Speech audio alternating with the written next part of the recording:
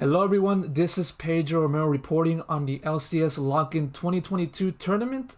I have here with me Turtle, who is the coach for Evil Geniuses so far as this tournament is going. Evil Geniuses, of course, swept Golden Guardians 2-0 in the quarterfinals to advance to the semifinals of Login, where they will await the winner of C9 and CLG at the time of the recording. And so, Turtle, first of all, it was a pretty easy series, if I say so myself. But I'd like to know your initial reactions after defeating Golden Guardians. Yeah, so this series was kind of easy, like because we can say that because we have like pretty much experienced players and we have really good talent players. So like the way we handle even draft and even in-game stuff when we have a problem, we can solve problems really fast. So yeah, I can say that GG couldn't do the same, and then we just smashed them. So yeah, I can say it was kind of pretty easy. Yeah, of course, like the expectations were pretty lopsided in favor of Evil Geniuses, given that they field the LCS main roster compared to the GG's academy roster as far as lock in goes. And so, like, what was your message to the team in preparation for this series? Yeah, so basically we don't need to do like we need to be careful about like over reacting to overextending things, or like we just need to pay attention about our fundamentals, right? Because if we play our game, if you know what you're doing, like because they are academy players, most of them, and then we have more knowledge, right? So we don't need to do anything crazy. We can just play our game, and if they mess up, we just punish. So just play the fundamentals, and that's it. With this series win over GG, EG is now 6-0 for lock in. And so, I mean, as the tournament is going on, more and more expectations are piling onto the team concerning like as them being the front runners of the tournament, so to speak. And so, how has the team fared with dealing with the pressure of excelling and also striving to win the tournament altogether? So for me, the key is like we don't need to care too much about like what people think and the pressure they put on us because we are winning. So if as long as we stay on the game, as long as we're thinking about the game and how we're gonna draft and how we're gonna play together, how we communicate with each other inside the game and outside the game, I think we don't need to care about this stuff. Because if we start thinking about we need to win because everybody thinks that we are the best or we need to win, we are taking the focus of our like destiny or what we want to do or of our goal, and we're putting in like and not the right path, you know. So like we need to focus on the right things and about the game and about our step by step, and not what people expect us or even us. Like if we just start thinking about we need to win because we're better, we are not thinking about the game. So that's the thing like I like to think about, the way I like to think about. Right, and it's with that mindset that you're leading EG for lock-in tournament and for the lock-in tournament, and so taking the direction towards yourself. I mean, obviously, you've been given the position of head coach for lock-in, and so how has it been for you to handle this position as far as this tournament has gone?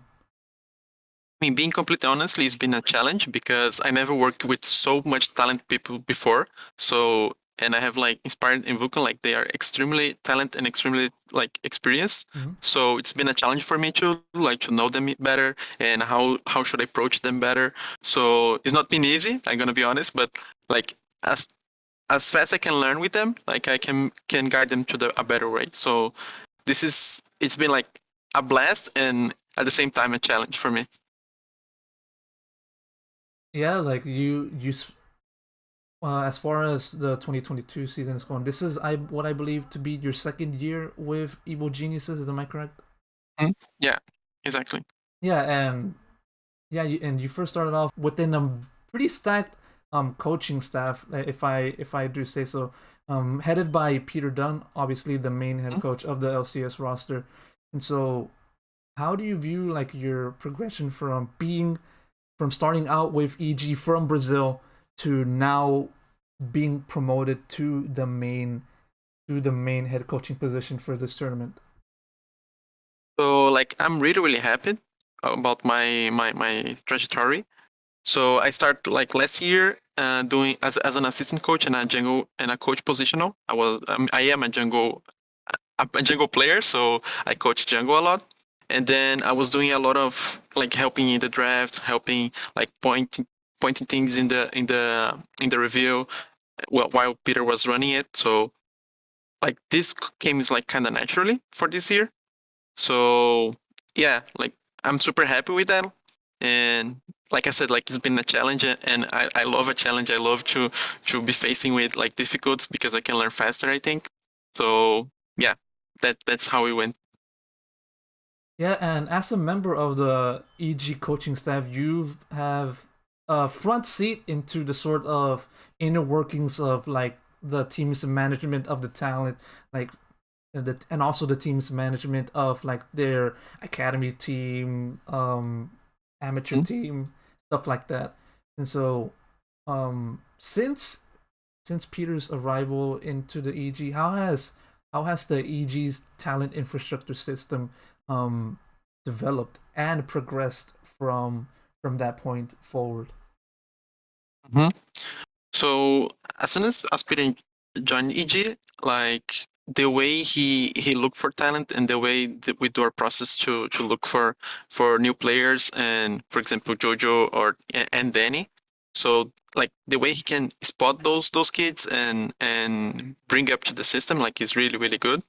I'm always impressed how can you find like with that precision, you know. Mm-hmm. And yeah, so he's just started working with like every system to bring up more talent to AG, and that's like it's really impressive. Taking the direction back to yourself, you mentioned you already mentioned how you were a former pro player, specifically in the jungle position. And Mhm. so, what have you learned from your days as a professional player that you have put into use as a coach? Yeah, so this question is really like important, I think, because when you play, when you are a professional player, you get to know how they feel. Like because sometimes if you don't play it, like you are a coach and you see like a situation that, oh, this is obvious, like you should do this, you should do this. Okay, so you're thinking just rationally about things, but you don't know the feelings about it. So maybe the player is not feeling as confident, or maybe the player feels like, I don't know, he's afraid of the adversary he's playing against. So those kind of things and those kind of feelings, you need to play a competitive level to understand how the players feel about it. So because I have this experience, I can maneuver certain like draft problems or review problems that we have. I can like direct us for another direction to avoid these complications and like unnecessary discussion or those kind of things. So that's why I think being a pro player, and then like if you have the ability or the capacity to become a coach after, it can help so much because you already went through everything that the players are going right now. So especially like for Jojo and Danny, like because they are pretty new. So I feel like I can give them a lot of like insights, and they don't need to go through stuff for me to for them to learn. So I can like kind of give them a shortcut.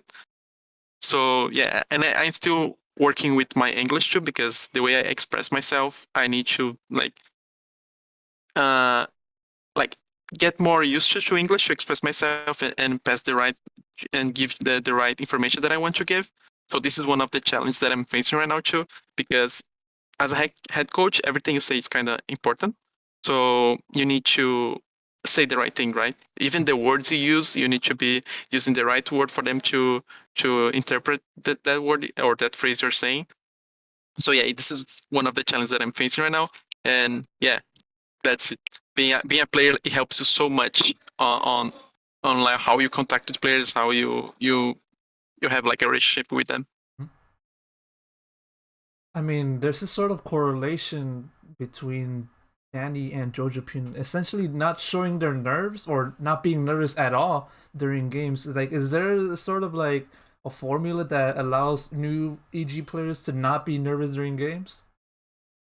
I think it's all about the environment, right? So they have like really good players around them. They have experienced players that is not only players that are experienced, but they help them like a lot. Mm-hmm. So they understand that they are rookies. They understand that they are new.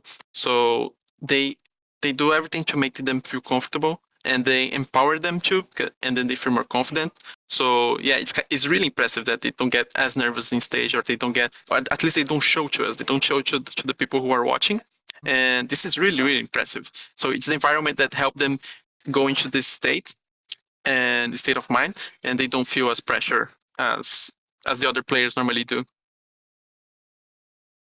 Right, right. I mean, all of that and then some are what fans are going to expect out of EG as far as the tournament goes. I mean, they're heavy favorites going into the semifinals. We seem to be running out of time. I just like to know a few. I just like to know your thoughts on the semifinals. You know, who do you expect to face, and what are your thoughts on like their Yeah, so mm-hmm. So we expect to face Cloud9, honestly, but after watching CLG the last game they played, I could see that they improved a little bit. So it's not that it's gonna be like 3-0 or 2-0 Cloud9, but they can get a game or even win the series, like happened with 300 Thieves. Nobody expected, but this can happen too with Cloud9. So yeah, so we're not gonna change our process. We're gonna still be doing the same, and I'm glad that people are watching us and having fun watching us and expecting us to win.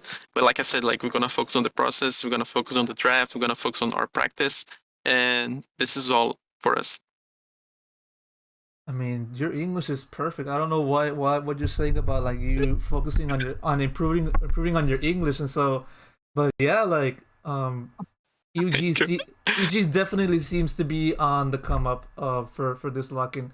And so Turtle, thank you so much for taking the time for doing this interview. Once again, he has So been much, Turtle. Pedro. He has been Turtle, the head coach for Evil Geniuses as far as lock-in goes. I've been Pedro Romero, and with that, I'll see you guys in the next one. Take care, everyone.